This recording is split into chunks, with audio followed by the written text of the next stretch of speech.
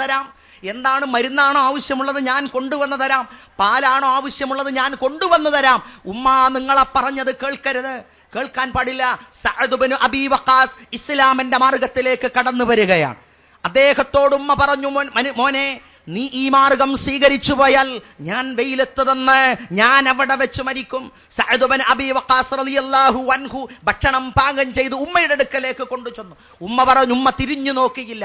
വിഷമമായി ആ മനുഷ്യൻ അവിടെ പ്രയാസപ്പെടുകയാണ്. ഇസ്ലാമും അതുപോലെ തന്നെ കുഫറും തമ്മിലുള്ള സംഘട്ടനമാണ് മനസ്സിൽ. അതോടൊപ്പം തന്റെ മാതാവിനോടുള്ള സ്നേഹവും. പക്ഷേ റബ്ബിന്റെ കോടതിയിലുള്ള വിധി ഇതാണ്, അള്ളാഹുവിന്റെ കാര്യത്തിൽ ശിർക്ക് ചെയ്യാൻ വേണ്ടി ആരെങ്കിലും നിർബന്ധിച്ചാൽ അത് നേർച്ച ഭക്ഷണമാകട്ടെ, ഭീമാപള്ളിയുടെ നേർച്ചക്ക് പോകാൻ എന്നെ കൊണ്ടുപോകണമെന്നാകട്ടെ, മോനെ എന്റെ ഈ 50 പൈസ നീ ആ നേർച്ചക്കുറ്റിയിലിടണമെന്നാകട്ടെ, എന്ത് തന്നെയായിരുന്നാലും അതനുസരിച്ചാൽ, അത് പ്രവർത്തിച്ചാൽ മാതാപിതാക്കളോടുള്ള സ്നേഹമല്ല, റബ്ബുൽ ഇസ്സത്തിനോടുള്ള നന്ദികേടായിക്കൊണ്ട് റബ്ബ് മനസ്സിലാക്കുകയാണ്. അതുകൊണ്ട് മാതാപിതാക്കൾ പരിഗണിക്കപ്പെടണം, അവഗണിക്കപ്പെടരുത്. ദീനിന്റെ കാര്യത്തിൽ അവർക്ക് മാർഗമെത്തിച്ചു കൊടുക്കണം. നമ്മൾ അവർക്ക് വേണ്ട കാര്യങ്ങൾ ചെയ്തു കൊടുക്കണം. സുഹൃത്തെ, ആലോചിച്ചു നോക്കൂ, 10-25 കൊല്ലം മുമ്പ് ഉമ്മ നമ്മളെ മോനെ എന്ന് വിളിച്ചാൽ എന്താ ഉമ്മ എന്ന് ഉത്തരം നൽകാൻ നമുക്ക് കഴിയുമായിരുന്നു. ഇന്ന് വിളിക്കുകയാണ്, എന്താ മോനെ എന്ന് വിളിച്ചാൽ എന്താ ഉമ്മ എന്ന് ചോദിക്കുകയാണ്. പിന്നെ ഒരാവശ്യത്തിന് പോലും നമ്മൾ പ്രതികരിക്കാറു പോലുമില്ല. അതുപോലെയാകാൻ പാടില്ല. നമ്മൾ ഇണങ്ങേണ്ടത് നമ്മളുടെ വീട്ടിലെ സന്താനങ്ങളോട് ഇണങ്ങേണ്ടവരാണ്. പരിശുദ്ധ ഖുർആൻ പറഞ്ഞു, നമാ അംവാലുക്കും വഔലാദുക്കും ഫിത്ന വല്ലാഹു ഇൻദഹു അജ്റുൻ അളീം.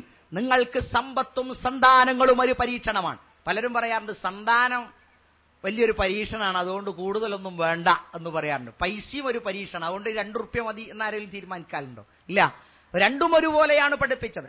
നിങ്ങൾക്ക് സമ്പത്തും സന്താനവും നിങ്ങൾക്കൊരു പരീക്ഷണമാണ്. എന്താണ്? ഒരു തീപ്പെട്ടിക്കൊള്ളി പോലെയാണ്. നല്ല കാര്യങ്ങൾക്ക് വേണ്ടി അവരെ വരച്ച വരയിൽ നിർത്തി പഠിപ്പിച്ചു ഉത്തമരാക്കിയാൽ അവർ നമുക്കൊരു സൗഭാഗ്യമാണ്.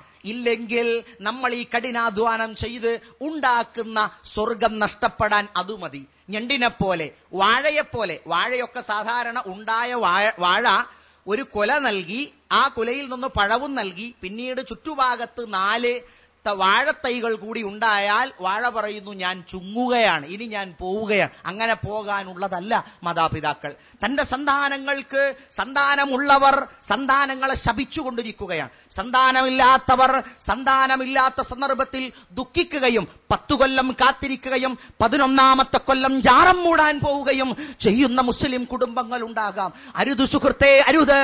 രക്ഷിതാവ് പൊറുക്കാത്ത മഹാപാപമാണ്. സക്കരിയ നബി അലൈഹി സ്വലാത്തു വസ്സലാം നമ്മളുടെ പൂർവ്വ പ്രവാചകന്മാരുടെ കൂട്ടത്തിൽപ്പെട്ട പ്രവാചകനാണ്. സന്താനങ്ങളില്ലാതെ വന്നപ്പോൾ മുൻകാലത്ത് മരിച്ചുപോയ മഹാത്മാക്കളുടെയോ അമ്പിയാക്കന്മാരുടെയോ ജാറങ്ങളിൽ ചെന്ന് കരഞ്ഞു പറയുകയല്ല, റബ്ബുൽ ഇസ്സത്തിനോട് ദുആയിരക്കുകയാണ്, നേരിട്ട് പ്രാർത്ഥിക്കുകയാണ്. നാഥാ, നിന്റെ കാരുണ്യത്തിൽ നിന്ന് വന്ധ്യയായ ഞങ്ങൾക്ക്, എന്റെ ഭാര്യ പ്രായമെത്തിയിരിക്കുന്നു, ഞാൻ അങ്ങേയറ്റം നരച്ചുപോയിരിക്കുന്നു, നാഥാ സന്താനത്തെ പ്രദാനം ചെയ്യണമേ എന്ന് ആത്മാർത്ഥതയോടുകൂടി നേരിട്ട് പ്രാർത്ഥിക്കുകയാണ്. സഹോദരന്മാരെ, ഉത്തരം ലഭിച്ചുവോ?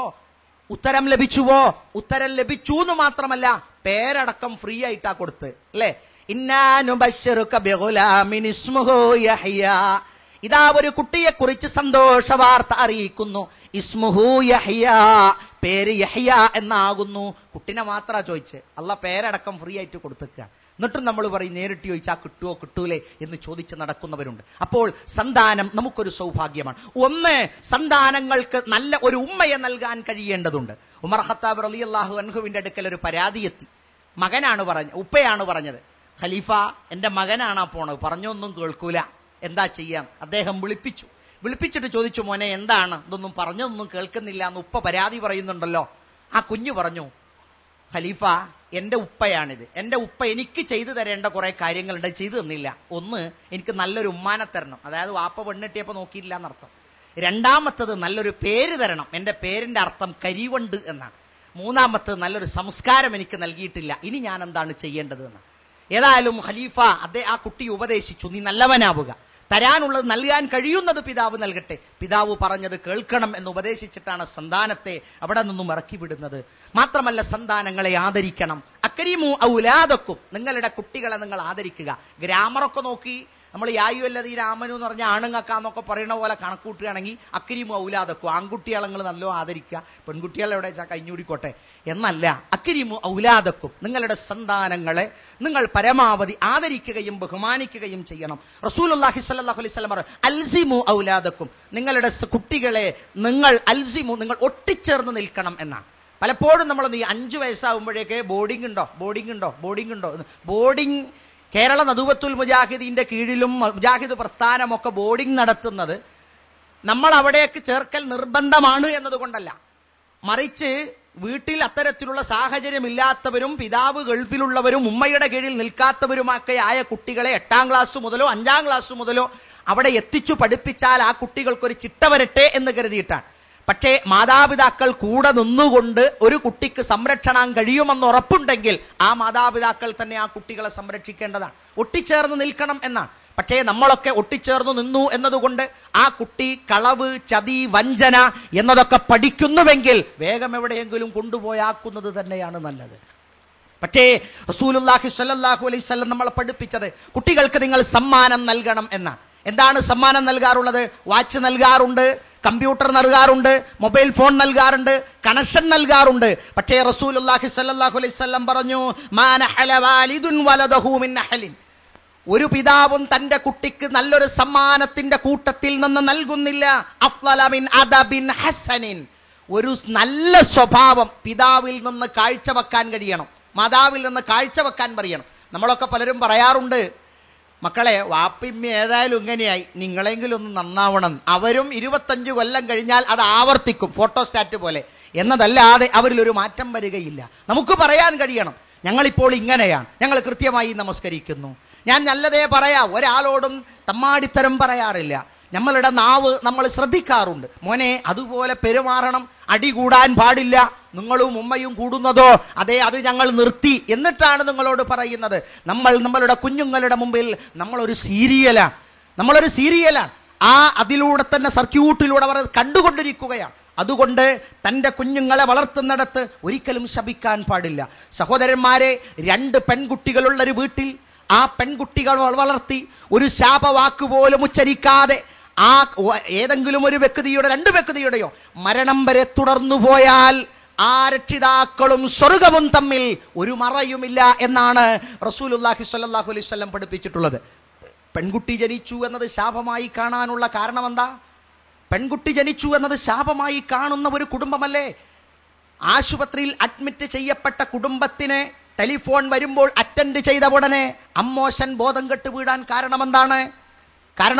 പെൺകുട്ടിയാണ് പറന്നത് എന്ന് കേട്ടാൽ അവരുടെ മുഖം കരുവാളിച്ചു പോവുകയും തൂർത്തുകയും ദേഷ്യം പിടിക്കുകയും ചെയ്യുന്ന അന്ധകാലം എന്ന് പറയുന്നത്, അന്ധകാരത്തിന്റെ കാലം എന്ന് വിളിക്കപ്പെടുന്ന ഡാർക്ക് ഏജ് അഥവാ ജ്ഞാനമില്ലാത്ത കാലം എന്ന് ജാഹിലിയ കാലഘട്ടം എന്നൊക്കെ വിളിക്കലേ, അതും 2005 തമ്മിൽ എന്താ വ്യത്യാസം? ജാഹിലിയ കാലഘട്ടവും 2005 തമ്മിൽ എന്താ വ്യത്യാസം? അന്ന് ഇലക്ട്രോണിക് ഉപകരണങ്ങളില്ല, അന്ന് ഇലക്ട്രോണിക് ഉപകരണം ഉണ്ട്. അന്ന് മൊബൈൽ ഫോൺ ഇല്ല, അന്ന് ലാൻഡ് ഫോണും ഇല്ല, അന്ന് 1 2 ഉണ്ട് എന്നതല്ലാത്ത മനുഷ്യ സംസ്കാരത്തിൽ എന്തെങ്കിലും ഒരു മാറ്റം വന്നിട്ടുണ്ടോ? പെൺകുട്ടി പിറന്നെന്ന് കേട്ടാൽ ആദ്യം ദുഃഖിക്കുന്നത് സഹോദരിമാരാണ്. എന്താണ് കാരണം? സ്ത്രീ ഒരു ധനമാണ് എന്ന് മനസ്സിലാക്കാൻ ഇസ്ലാം പഠിപ്പിച്ച ഘടകം സമൂഹം മനസ്സിലാക്കാതെ പോയി.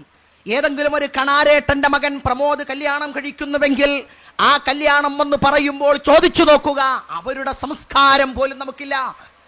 അവരോട് ചോദിച്ചു നോക്കൂ, എന്താ മോനെ പറഞ്ഞിട്ടുള്ളത്?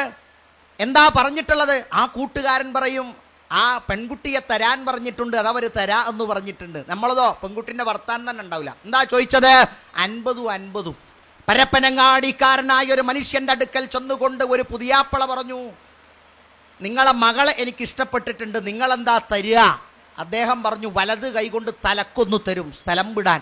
അത്തരത്തിൽ ചങ്കൂറ്റമുള്ള പിതാക്കന്മാർ കേരളത്തിൽ ജീവിച്ചിരിക്കുന്നത് വളരെ ദുർബലമാകാം. പക്ഷേ സ്ത്രീധനം തെറ്റാണെന്ന് മനസ്സിലാക്കുന്ന ആയിരക്കണക്കിന് ചെറുപ്പക്കാരും അവരുടെ മാതാപിതാക്കളും മനസ്സിലാക്കിയാൽ അതുപോലത്തെ ആയിരങ്ങളെ രക്ഷപ്പെടുത്താൻ സാധിക്കും. എന്തിനാ? ഹറാമായ മുതൽ തിന്നണ്ടെന്ന് കരുതിയിട്ടല്ലേ? നീർച്ചന്റെ ചോറ് തിന്നാൻ പാടില്ല, മൗലൂദിന്റെ ചോറ് തിന്നാൻ പാടില്ല, ദേഷ്യം കൊണ്ടാ സ്ത്രീധനം വാങ്ങുന്ന കല്യാണത്തിന്റെ ചോറ് തിന്നാൻ പാടില്ല എന്ന് ഇസ്ലാഹി പ്രസ്ഥാനം പറഞ്ഞപ്പോൾ പലരും അതിനെ ആക്ഷേപിച്ചിരുന്നു. സ്ത്രീധനം അനിസ്ലാമികം, വാങ്ങരുത്, പ്രോത്സാഹിപ്പിക്കരുത്. സഹോദരന്മാരെ, സ്ത്രീ ഒരു ധനമാണ്. അതിൻ്റെ അപ്പുറം സ്ത്രീ ധനം എത്ര എന്ന് ചോദിക്കുന്ന ഒരു കൊള്ളക്കാരൻ എന്ന് പറഞ്ഞുകൂടെ, കൊള്ളക്കാരനൊക്കെ എന്നാലും തട്ടിപ്പറിച്ചുകൊണ്ട് ഓടുകയാണ്. ഇത് സംതൃപ്തിപ്പെടുത്തിയിട്ട് മുന്നെന്ന് ബാഗടക്കം വാങ്ങിയിട്ട് ഇതാ ഞാൻ കൊണ്ടുപോവുകയാണ്, ധൈര്യം ഉണ്ടെങ്കിൽ പോലീസ് കൊടുക്കുക എന്നുള്ളത് ക്രൂരമായിട്ടല്ലേ നമ്മൾ ചെയ്യുന്നത്? അൽ മർഅതു കല്ലിൽ ഐ, ഇസ്ലാം സ്ത്രീയെ ആദരിച്ച മതമാണ്. അൽ മർഅതു കല്ലിൽ ഐ, സ്ത്രീ വാരിയല്ല് പോലെയാണ്. ദേഷ്യം മൂക്കത്തുള്ള ഒരു പ്രവർത്തകൻ നിക്കാഹിന് വിളിച്ചപ്പോൾ മകളും വന്നില്ല.